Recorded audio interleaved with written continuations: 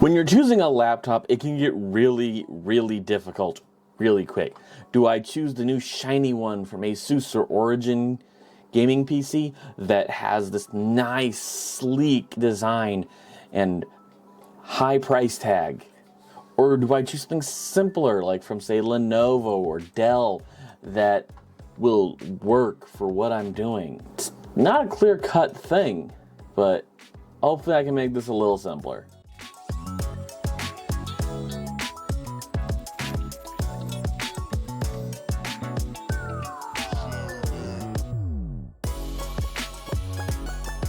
Before we get on to the fun that is laptop choosing, don't forget to like the video if you like the video, subscribe to the channel. Also, link is down below to the merch store. Go get some great merch. So there are quite literally thousands of laptops you can choose from. There are laptops that are great for gaming, great for editing, even just viewing YouTube videos, like say mine. But choosing the laptop is really, really difficult. I can give you some very basic ideas on how to go about looking through them, but let's start with actually choosing the kind that you want, because that actually is a little bit more important. Before we do that, we have to know what you're using this for. Are you gaming? Are you doing some light video editing? Are you just watching some YouTube videos or Netflix or whatever and just want to listen to that? Well, there are different laptops for that. Different features you're going to want for each of those. For instance, if you were to say go more for a gaming laptop, you're going to want a dedicated GPU. You're going to want probably a 2 or 3 USBs, even if you can just use a USB Type-C port. That way you can have a dongle for other things that you're going to want, like say your mouse or a decent keyboard, because sometimes, not always, do those laptop keyboards really feel nice to a lot of gamers. It's just a thing. You're going to want a computer that's going to have a decent battery life, even while you're high gaming, in that, let's just face the fact that while gaming laptops are amazing, when you're actually playing the game, sometimes it's still killing the battery even while it's plugged in. Gaming laptops are really difficult to come by that have decent battery life, and usually you lose some performance if it does. Usually. So, compromises. Origin came out with one that has 2 battery packs that go onto the laptop, which I think makes it easier, but I think they also put like a 3090 into the thing, so it was draining a lot of power anyways. And this is what you're going to need to be dealing with. Now, I can only give you so much. You're going to have to go out and actually try some.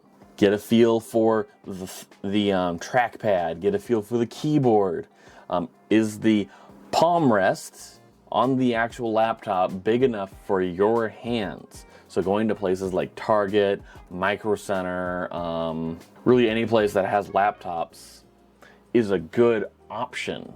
And then once you settle in on a couple of different designs, you go to, say, anywhere online and try to find where you can get it the cheapest. Because you want to save some money, right? I mean, you can pay it for right there and have it right there. That's nice to convenience about getting at a physical brick and mortar store, but most times you're not getting the best price. So I like price. I go for cheap. That's the other thing. Gaming computers aren't cheap. They are incredibly expensive. They can very quickly get to above $1,500 really quick if you aren't careful about your specs. By the way, you're also going to want to make sure you are running 16 gigs and preferably on 2 sticks of SODIMM. A nice thing about if you're doing any kind of video editing on a laptop is if you just get a gaming laptop, you can probably do some decent editing with it. I will suggest that you probably want to have an SD card reader on the side of it, but you can just get a dongle if you really want to, just to do that, because you're going to have to get a dongle for other things anyways. I would also suggest making sure that it is capable of transferring the monitor from your laptop into other monitors, say making sure it has a built-in HDMI port or a built-in Type-C port that has, oh, hi kitty, A Type-C port that is capable of Thunderbolt, which will allow it to use as a monitor for other things, which is really nice. So you can have multiple screens. This also would be a nice thing for gamers. And you're kind of starting to see something here. The guys that want gaming laptops and the specs they need are pretty darn similar to the ones that say an editor. The main difference is going to be the guy on the editing side doesn't really need any fancy peripherals or anything like that. I use need very sparingly here. And also, he doesn't need a high refresh rate monitor. Now, the gaming laptops will actually give all of this. So a lot of times the editors are going to look at gaming laptops. There are some laptops that aren't gaming laptops that are really good for editing.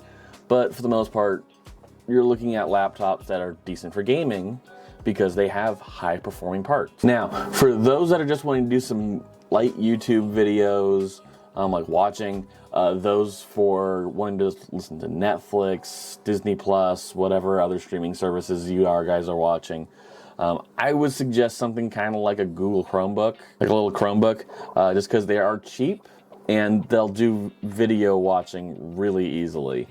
They're not meant for higher end gaming. They're not really meant for video editing, though I think you can do a little bit, but it won't go well for terms of performance. Now, there are higher end laptops you can get, say for instance, hi kitty. For instance, there's a company called Framework. It's really new. If you guys have watched Linus Tech Tips, you probably know a little bit, and he's also now invested in that. This is a company that allows you to build your own laptop. And I do mean that, build it. They will send you all of the parts, you put it together, and you have a working laptop. It is completely upgradable down to the camera, the chassis, the motherboard. Every bit of it is upgradable. And there are no parts in it that you can't get online, which makes it really, really good for user repairability and user friendly. HP did just come out with a laptop that's very similar in terms of repairability, like Framework. I haven't seen if they're going to do anything about upgradability yet. I don't think they've talked about that yet, but it is very interesting. So obviously a lot of these companies are seeing Framework and what they're doing, and they're getting really, really, really scared. And I love it. Now, when it comes to choosing a laptop physically, like I said earlier, you are going to have to go to a few places and try some out. What I would suggest, and this is a whole layered process, so this is going to get a little detailed. First, go to Newegg.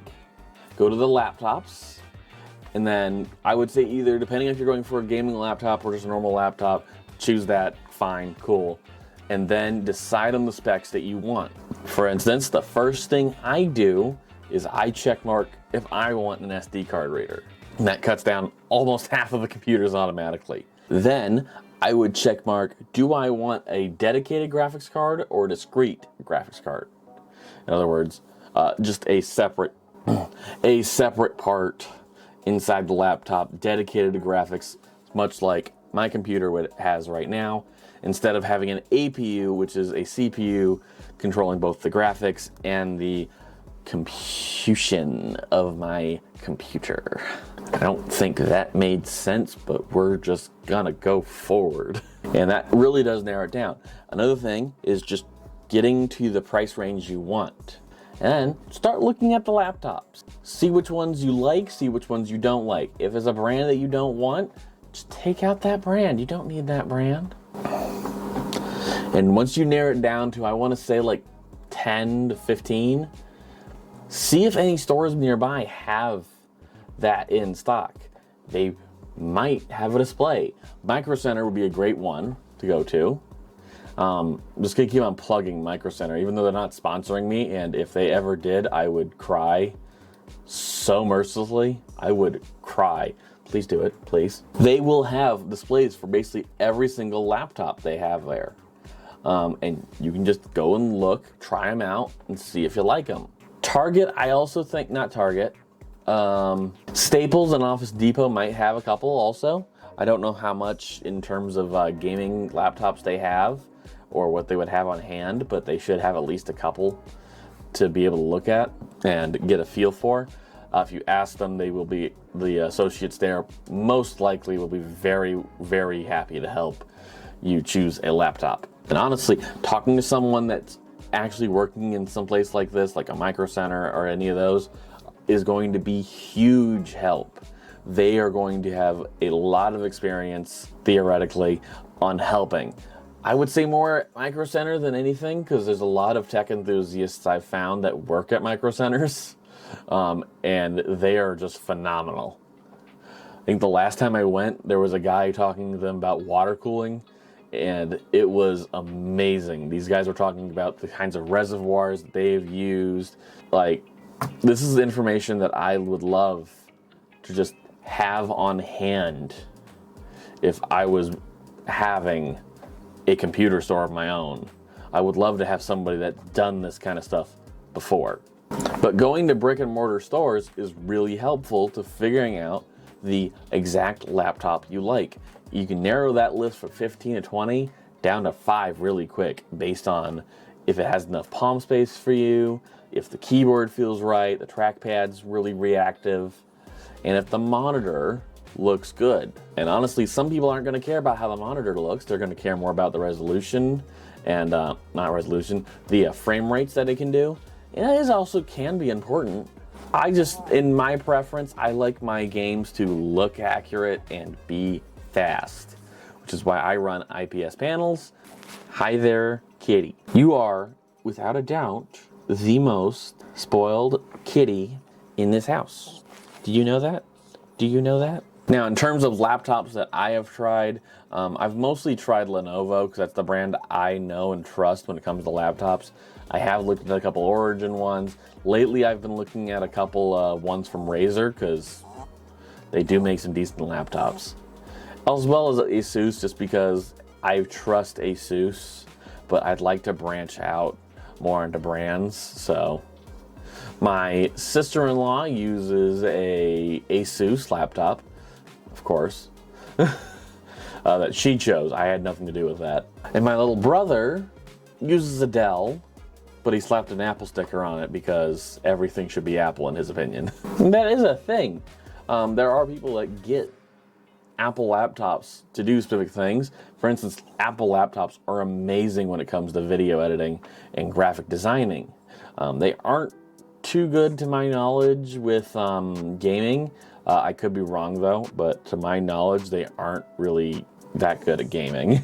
You could get my Lenovo behind me here, which is an Idea ThinkPad, and it will destroy an Apple iMac in terms of gaming performance. But that is the thing about laptops, is that there can be a lot of right answers because it's all based on what you want.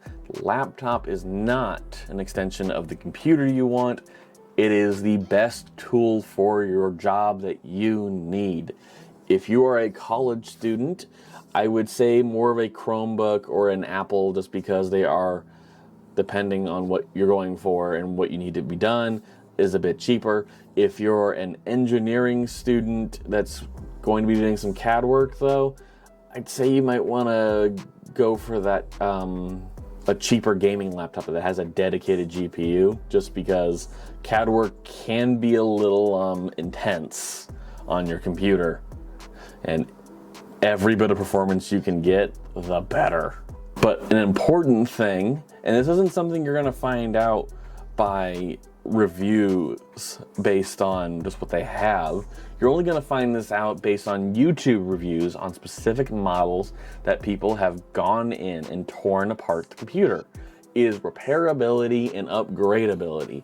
Can you upgrade your computer and insert some new SODIMMs? Can you add in an extra storage? These are things that are very important. And if you go to iFixit's website, which I am going to actually link down below, they have a repairability score. This score is actually kind of important. If you have a 0, that means it's unrepairable. If it's a 10, it is the easiest repair. And what I'm going to say here is part of being repairability is to be able to use and get the parts to replace what's broken. and how easy it is to replace or upgrade it. So this can be very helpful. So again, I'll leave a link down below there. It will help you greatly, I am sure. It most likely doesn't have every laptop on there, but it'll have most of them. I hope this video helps you guys. I hope this makes things a little simpler, considering this is a huge mess and laptops are insanely confusing. There will be more videos like this, so do get subscribed. Also, don't forget to like this video if you like the video, subscribe to the channel, and link is down below to the merch store, as well as to that iFixit website that I was talking about. If you guys enjoyed this video, how about you guys go check out the video I did on everything you guys need to know before you buy a monitor, because that is actually a huge subject as well, and I believe, my very best when it comes to all the things you guys need to know when buying a monitor. Thank you guys again for tuning in, and have a good day.